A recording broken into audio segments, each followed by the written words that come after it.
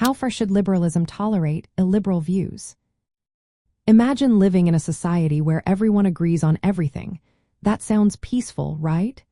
But in real life, societies are full of different beliefs and opinions. Some of these views challenge the core ideas of liberalism. So, how much should liberal societies accept or tolerate views that go against their principles? That's the question we're exploring today. Liberalism is built on the idea that everyone should have the freedom to think, speak, and believe as they wish. Tolerance is a key part of this. It means allowing people to hold beliefs we might disagree with, as long as they don't harm others or break the law. This is especially important in societies with many different cultures and ideas. Without tolerance, conflicts could escalate, and peaceful coexistence might be impossible. But here's where it gets tricky. Not all views are harmless. Some beliefs are what we call illiberal. They reject or undermine ideas like equality, human dignity, or freedom. For example, hate speech or calls for discrimination threaten the rights of others. Tolerating these can be dangerous because it might give space for harmful actions or ideas to grow. So, liberalism faces a challenge: how to allow freedom of thought without letting harmful views take over. There's a paradox here. If a liberal society tolerates too much, it risks losing the very freedoms it aims to protect. If it tolerates intolerant views that seek to shut down liberal principles, it could weaken the entire system. That's why many argue that there should be limits.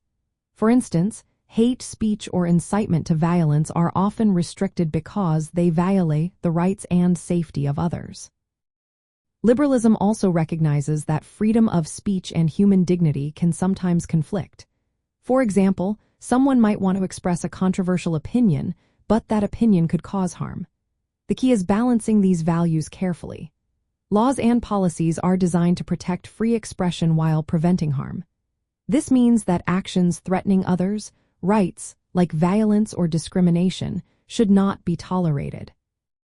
Respect for individual autonomy is another important point.